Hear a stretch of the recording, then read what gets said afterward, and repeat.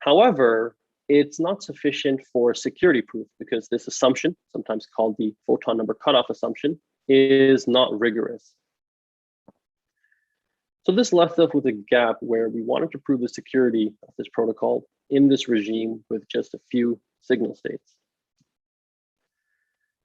As we've reviewed, the existing security proofs didn't quite work for us for this regime of states. Those were out. Well, what other approaches might we consider?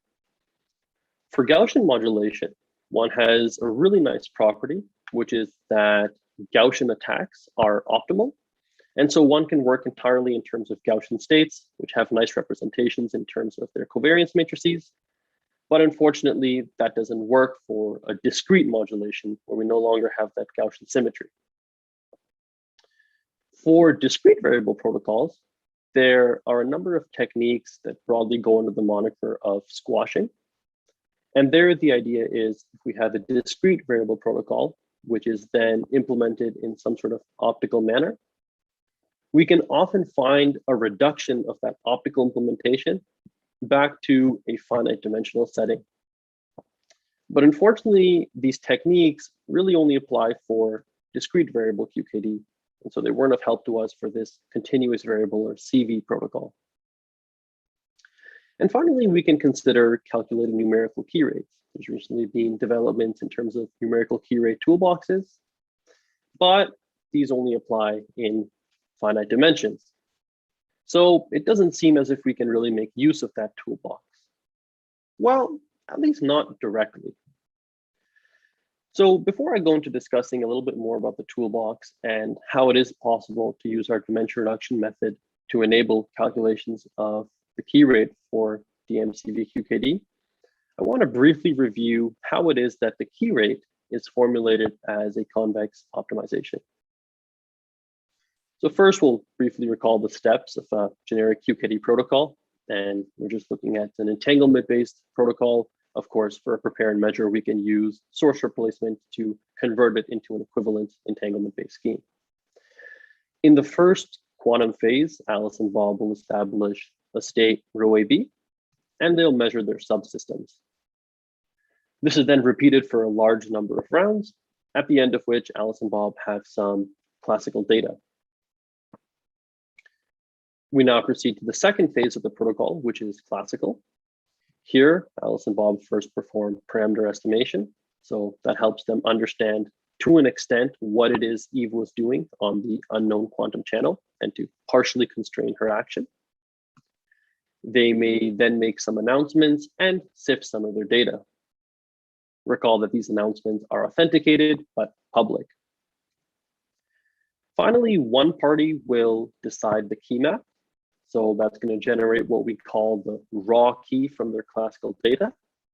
And the other party will then error correct their information to the raw key. And finally, privacy amplification using two universal hashing. So with that in mind, for this talk, we're just going to be interested in the asymptotic regime under IID, collective attacks. And there, the key rate, which is our quantitative measure of the performance of a protocol, is given by the Devetak-Winter formula. So let's kind of break down what this formula is saying. We are minimizing a convex function f over a set S infinity. And this notation S infinity is intended to be suggestive for what will come later. The set is determined by the parameter estimation step, which we just discussed, because it allows Alice and Bob to have some idea of what their state is and to constrain it. This function f captures Eve's uncertainty about the key. So it's a conditional entropy. Here, Z is the register holding the raw key after the key map, while E with the square brackets represents all the registers available to Eve. And intuitively, what this is saying is that the worst case is when Eve is the least uncertain about the key, or when she is the most certain. So that's why we're taking an infima. The state on which the conditional entropy is evaluated is phi, which is a post-processing channel applied to rho ABE, the purification of rho. And what this post-processing channel represents is a combination of the steps in the QKD protocol. It represents the measurements that Alice and Bob perform, the subsequent announcements. So these public announcements are stored in the register C, as well as the raw key, which is performed by that key map, which is stored in the register Z. And Eve has access not only to her original purifying register, but as well to the public announcements. So these together are what we consider Eve's composite register. You'll also notice in the Devetak-Winter formula, we have a second term, which captures the error correction cost. And in an actual run of a protocol, this is something that can be observed directly, while for simulation, it's also something we can directly calculate. So it's typically not something we worry too much about for the security proof. And instead, our focus is really on this first term. Okay, so now we've seen that the key rate is a convex minimization. And when this set S infinity is finite dimensional, one can use existing numerical frameworks to calculate the key rate. But what do we do when it's not? So when S infinity represents a subset of some infinite dimensional Hilbert space. Well, that's exactly where we want to introduce our dimension reduction method to try to find a connection between these two different scenarios. And for the finite dimensional numerics framework, I'll just point to submission 227 at this conference, where our group has recently released our numerical framework in an open source format. I'll now move on to talking about our main result, which is the dimension reduction method, giving us a method to connect the infinite dimensional formulation of these optical CV protocols, or indeed any infinite dimensional protocol, to a finite dimensional minimization. So even if you've not been following the details so far, we can kind of take a step back and just think the question as we have some convex function that we want to minimize over some convex set. And we can just work at that level of generality for the main result and think about later specializing to the case of QKD. The key idea here is going to be that this infinite dimensional minimization that we're interested in is lower bounded by a finite dimensional one, which is a minimization we can solve numerically, along with a small correction term. So in this sketch, sort of think of the z-axis as representing all the extra infinite dimensions, while the xy plane just represents the finite dimensions that we want to work in. So our S set S infinity belongs to the larger space, and that's the set over which we want to minimize. And what we'll show is that this infimum is lower bounded by two terms. The first is going to be the solution of a finite dimensional optimization over this set Sn. And the tildes just indicate that the state may no longer be normalized, it may be subnormalized, as well as a second term, which is the correction term delta of W. And this together is our main theorem. So we'll go into the proof a little bit later, but first I just want to talk about what are the four quantities that are really showing up in this theorem. So if you wanted to apply this, there are four inputs that you have to determine. The first of these is the finite subspace, Hn, in which we're going to work. The second is W, and this is a bound on the weight outside your subspace. So it tells you how good of an approximation is it to just work in a finite subspace. The third quantity is the correction term delta. And this is kind of similar to an idea of continuity. It tells us how much could the function f change under projection. And we'll discuss that in a little bit more detail later. And finally, one has to choose the set Sn. This is the finite set over which we solve the optimization. So just to really reiterate this point, there's four quantities that are needed to apply the dimension reduction theorem.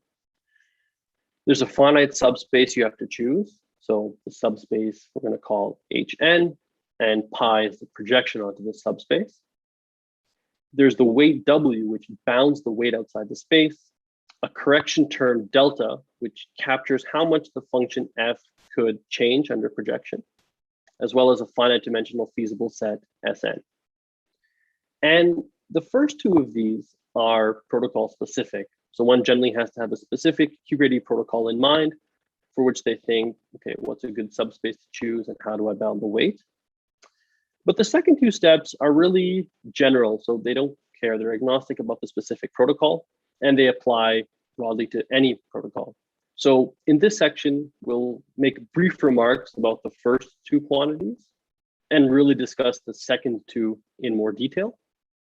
Whereas if you're doing a specific application of the method, you'll have to think more about the first two quantities and less so about the second two. So let's go through each of these four in a little bit more detail. As I've mentioned, the finite, subspace, and bounding the weight are protocol specific. So there isn't too much we'll say here in the general section. One thing that's important is to choose the finite subspace to really capture as much information, in a sense we'll make precise later, about what's going on in the total infinite dimensional subspace. And that accords with the intuition that you want to choose a good subspace to work in that more or less captures what's going on. And the second consideration that we'll see come up a couple of times is to consider the commutation relations between the projector onto the subspace and the other quantities that will later show up. And again, we'll flag those as they arise, but just to keep in mind that there are multiple considerations that go into choosing the finite subspace. The bound on the weight is formally defined as follows. So here we have pi bar, which is a projector outside of the subspace. And what this says is for any state in the original infinite dimensional set, it shouldn't have more than W weight outside the space. So it's mostly contained inside the finite subspace. And just to give you an idea of why W is a useful quantity to think about, we have this relation that the fidelity between rho and its projection is actually lower bounded by 1 minus W. So it's capturing how close is rho to its projection. Now let's talk about the third and fourth of the four quantities. And these we can talk about in a bit more detail because they're general for all protocols. The idea behind this correction term is that it limits how much the objective function can increase under the projection. So what we say is no matter what state you start off with, when the fidelity of that state with its projection is high, then f, remember this is our convex function, we can think about it as that first term in the QRate formula, but more generally it could be any convex function. F evaluated at the projected state is smaller than f at the original state up to a small correction delta of W. And we refer to this property as being UC DUP.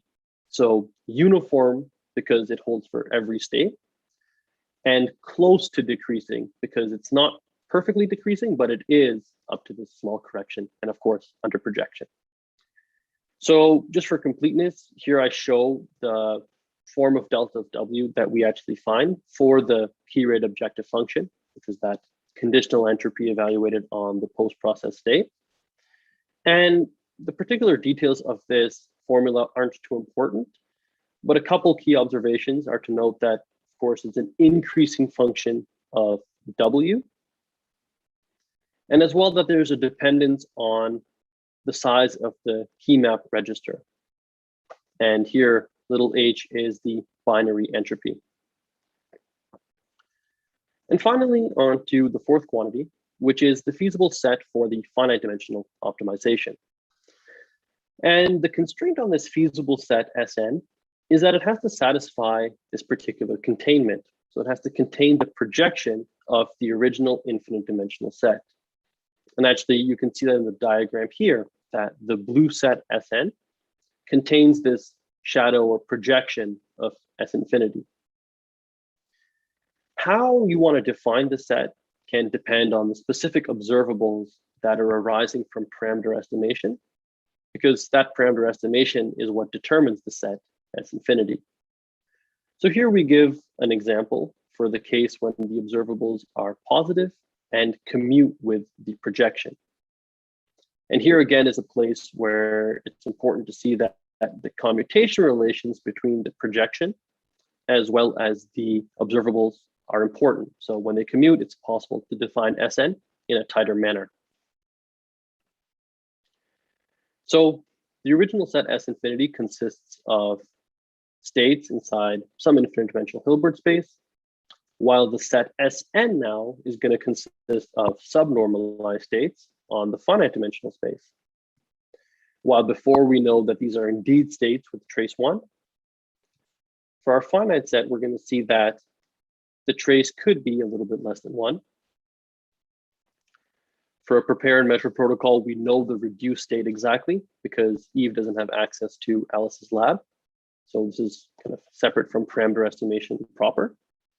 And now for Sn, we'll no longer know the reduced state exactly, but instead we'll know it's close to tau A. And finally, before, whereas we know some expectations of some observables, gamma I exactly, we now only know them approximately. So really the key theme to see here is that all of the constraints get loosened, and that W is a parameter that helps us characterize how much looser the constraints get. So W not only has a role in the correction term, it also has a role to play in defining Sn.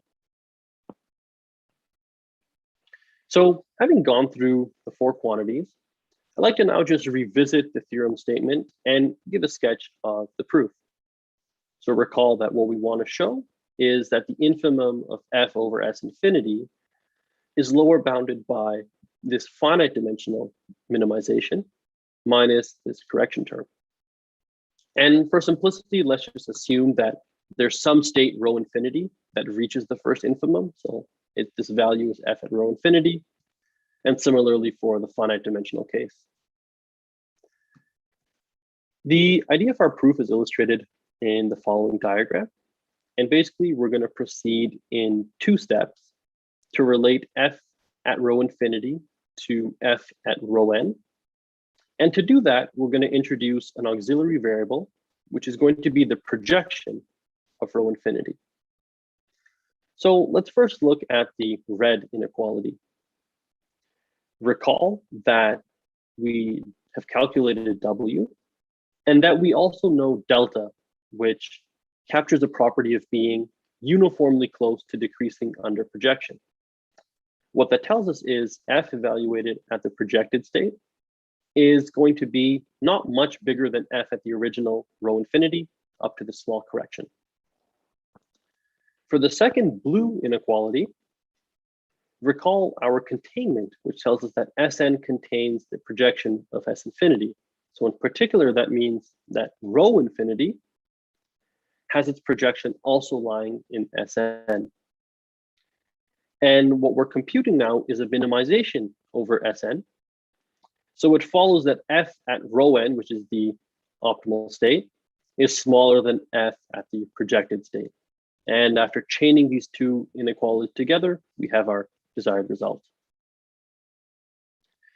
Okay, so that completes kind of our general discussion about the dimension reduction method. And I now want to talk about specifically an application to the discrete modulated CVQKD protocol. Before we go into these 4 quantities and applying the method, it's worthwhile to think about a particular setup, the loss-only scenario, as it really guides our intuition for how one should apply the dimension reduction method in this case. So assume for the moment that Alice and Bob share a loss-only Gaussian channel, which can be represented just by a beam splitter. In that case, Bob will receive displaced states. So the original coherent state will incur some loss, and Eve's conditional states will also be coherent states. Now, it turns out that by using heterodyne measurement, as well as certain properties of minimum uncertainty states, so coherent states are minimum uncertainty states, Bob can actually determine his conditional states exactly. And because they're pure, he can actually determine Eve's conditional states as well. So what this means is that there's no longer any optimization in the Devetak-Winter formula, there's only one row ABE up to an irrelevant unitary on Eve system. And that means the key rate is analytically determined. We can just directly evaluate the key rate formula on the known state. So that's a really nice analytical case. And somehow we want to capture this intuition in the more general scenario. So we're going to introduce these beta I parameters, and these are just the displacements of Bob's conditional states, and they're going to come up a number of times. So recall from quantum optics that the only way for the photon number operator to have an expectation of 0 is when the input state is a vacuum state. So that's a straightforward exercise. And what we're going to do is just think about displacing everything by beta I. So if we displace everything in phase space, we can say that n beta I, which is just the photon number operator displaced by beta I, will have an expectation of 0 only when the input state is a displaced vacuum state. But that's actually just a coherent state. So these are the observables that we're going to use for parameter estimation. And if Bob finds that the expectation is exactly 0, then we've recovered the loss only case and we know what the key rate is. While when the expectation is strictly larger than 0, this somehow captures the deviation from this loss only scenario. So let's go now into applying the 4 quantities for our overall method.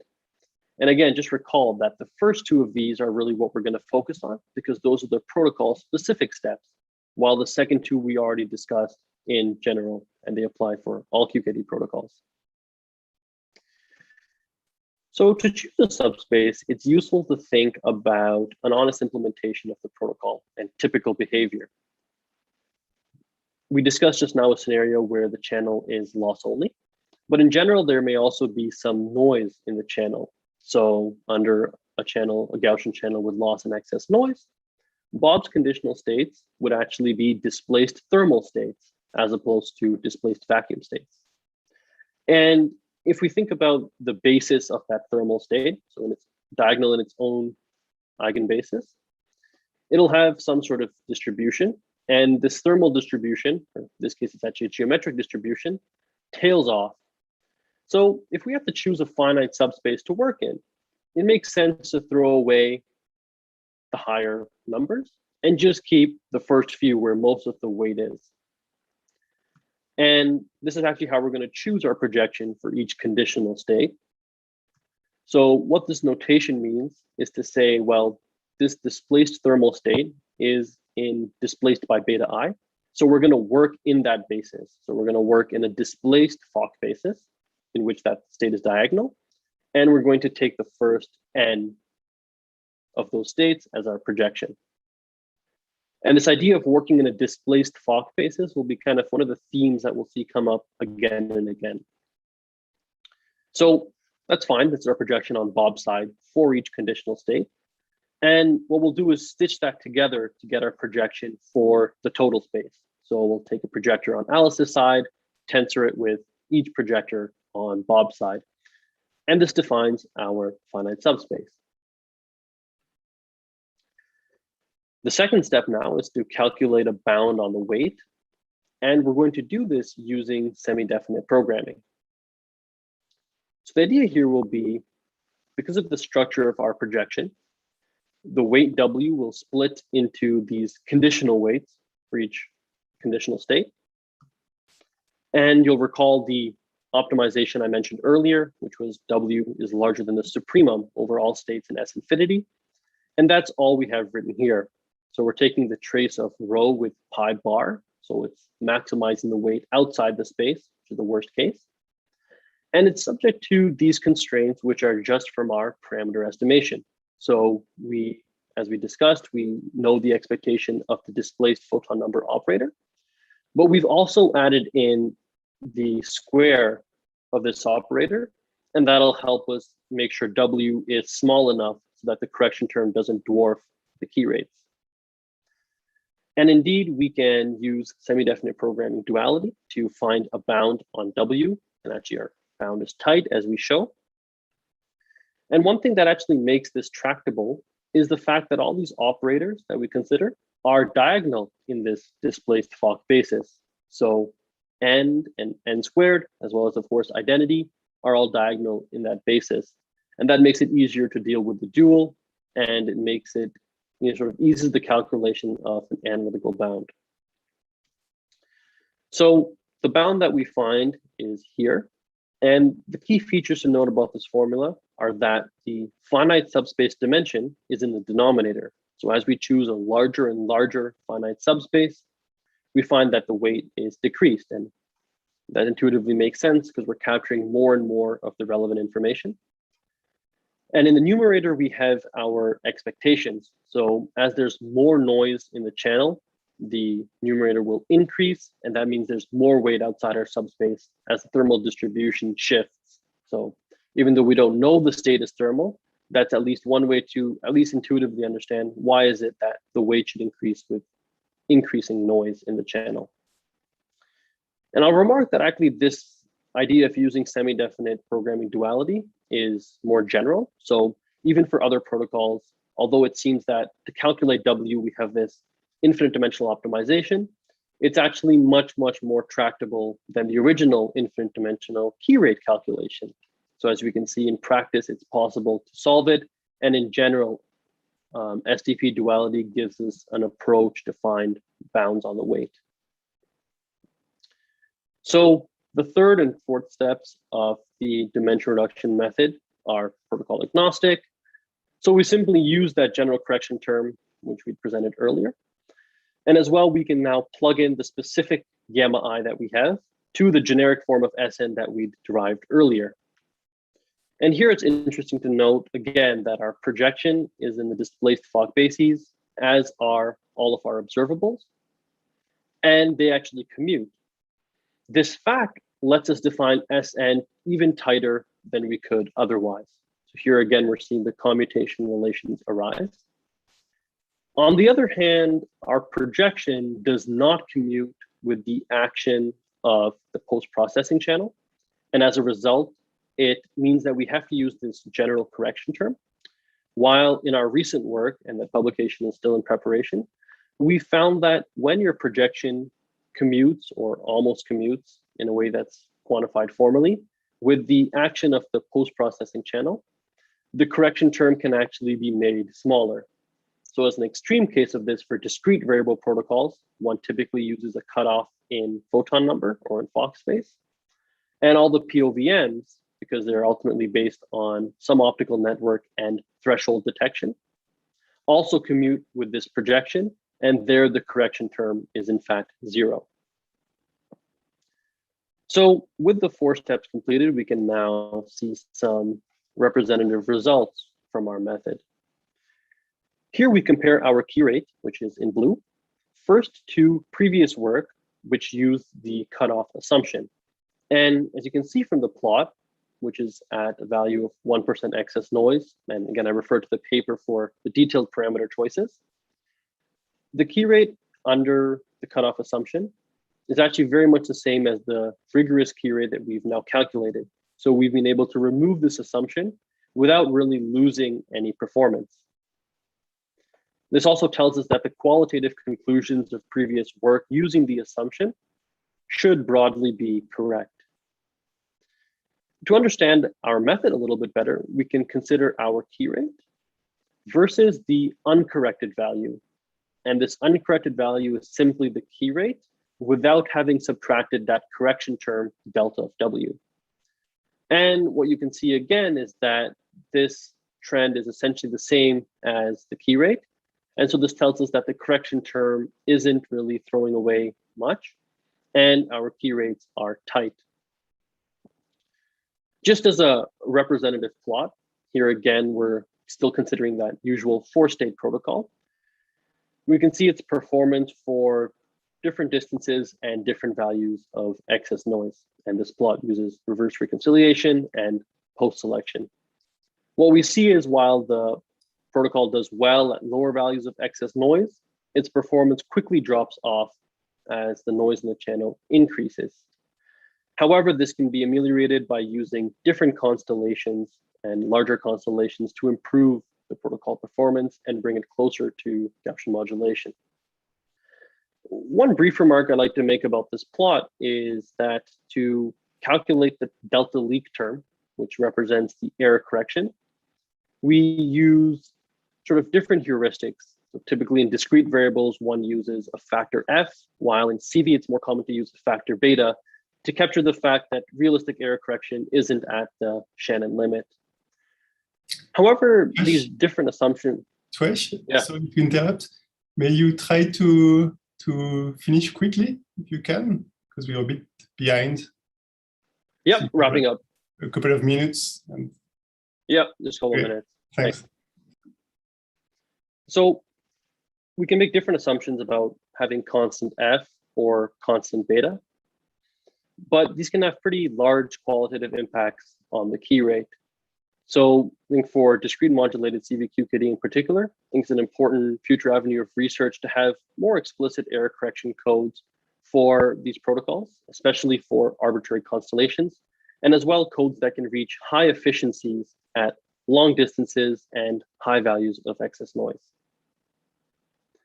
Briefly now, I'll just discuss an application of our method to unbalanced BB84. And I won't go into too many details.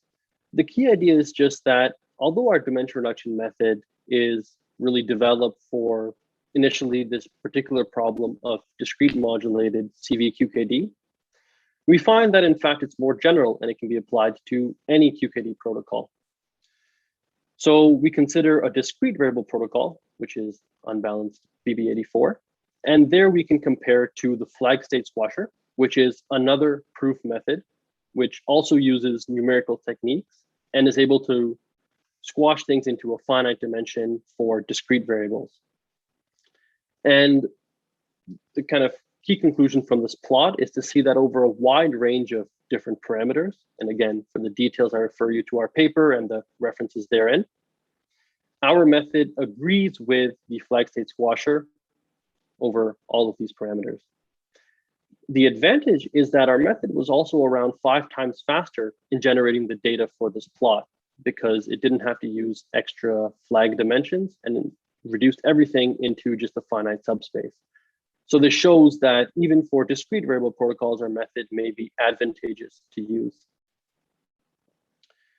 So to conclude, in this talk, I presented our general dimension reduction method, which allows us to lower bound infinite dimensional convex minimizations.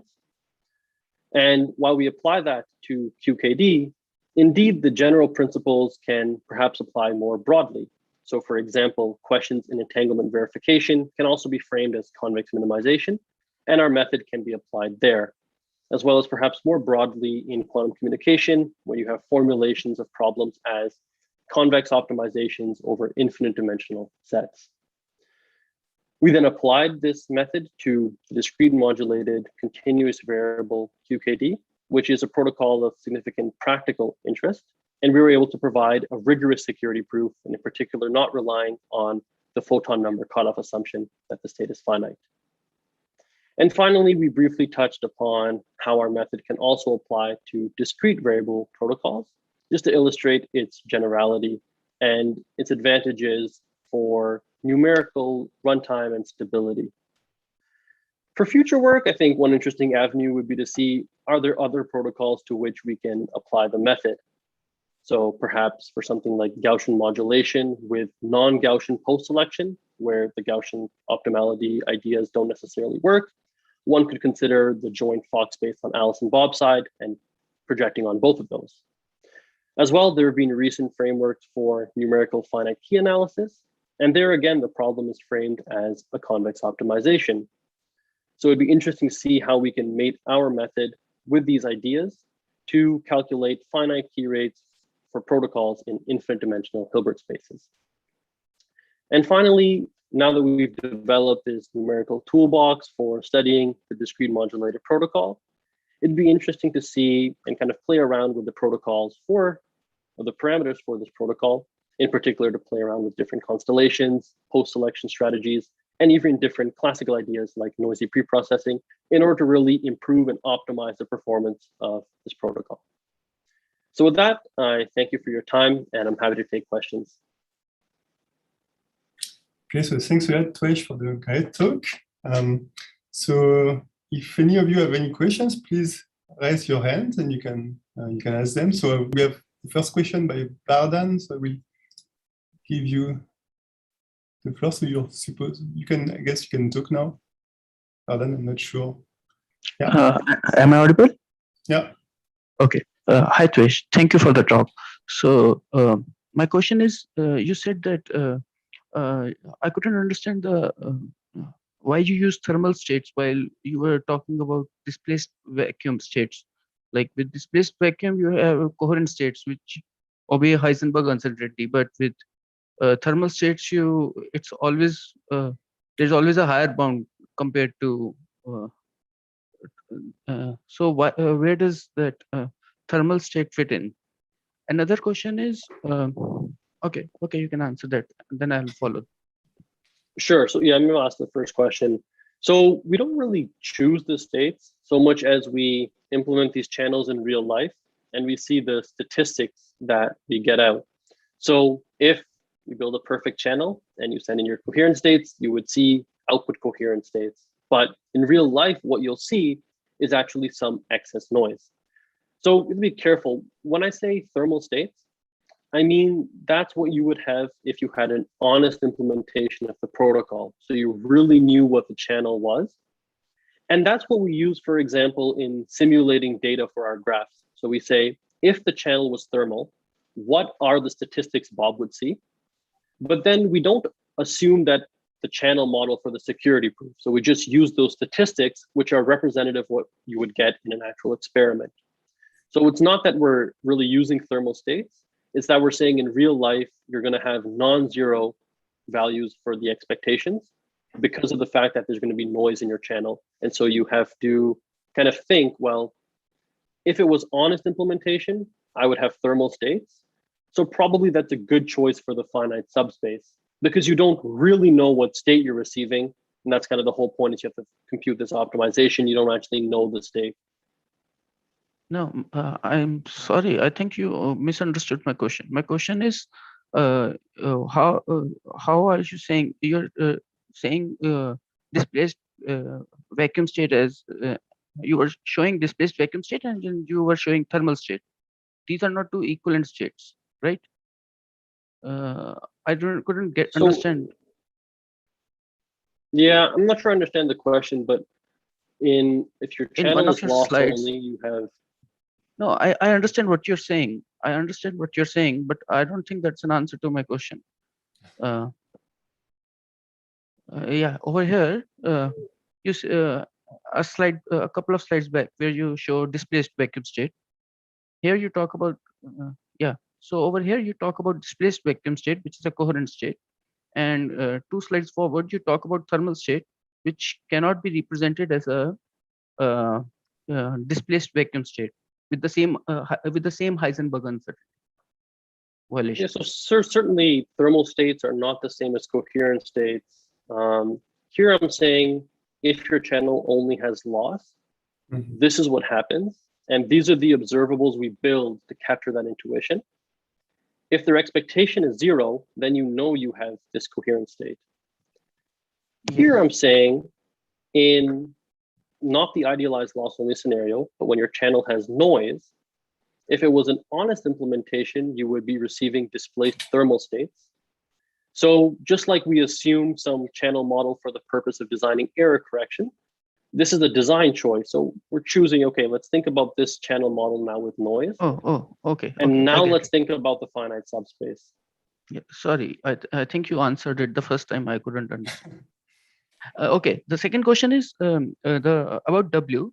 It is the same, like it also gives a error, and when you reduce it from infinite dimensional to n dimensional, and it also appears in constraints. So it appears like you can use it to your advantage. Is that so? Is that what we have done over here? I'm not sure what you mean by use it to your advantage, but the idea is that you want to find a bound on W. So W has to satisfy this thing. But of course, you could trivially choose W to be 1. That would be useless. So you want to find the smallest W you can that still satisfies this bound. Okay. Maybe I'll catch up later. Okay, so Thank you. Are there any other questions? Please don't hesitate to raise your hand. I will give you the floor. But in the meantime, so Twesh, I have one question for you. So you said at the end that your framework was very, general, and you could apply it to any QKD protocol. What about device-independent QKD? Is there any hope to apply your technique to that? Yeah, I mean, I vaguely entertain the idea. I think, of course, the main challenge for DI-QKD is the fact that you don't know the dimension at all, and you don't even know necessarily the POVMs that are being implemented. So I think, and I'm not an expert on DI-QKD, is that it would be challenging to find a bound on the weight. So I think you could say, okay, I don't know what the dimension is, but let's project whatever it is onto some subspace. But then it might be challenging to say, well, what's the weight outside this subspace? Because you don't ultimately know what's kind of going on. You don't know your POVM. So it might be challenging, but it may also be possible. I'm really not sure. Okay, fair enough. And maybe another question that you have for discrete modulation CVQKD. So right now you focus on 4 states, and you have like very simple, measurement observables. I mean, measurement operators with only 4 operators. Is there a hope to increase these 2 numbers, like use larger constellations and maybe more refined, measurements?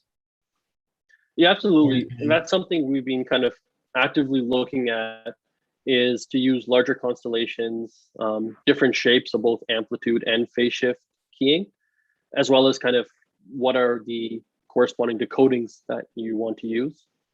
And also to think a little bit about, is it possible to find optimal post-selection? So to say, well, given the constellation, given the decoding, what's the optimal post-selection you should perform? So it's something we're still looking into. And certainly the numerics framework is able to handle larger constellations. So up to even say like 16 states and beyond. Okay, thanks. So I don't see any question on Slack, and I don't see anybody raising their hands. So maybe, it's time to close the session. So anyway, you can talk to Twesh in person on the platform if you want to. So before I do that, let us thank again Twesh for his great talk. See you all at the next session, so 20 minutes. I will close the session.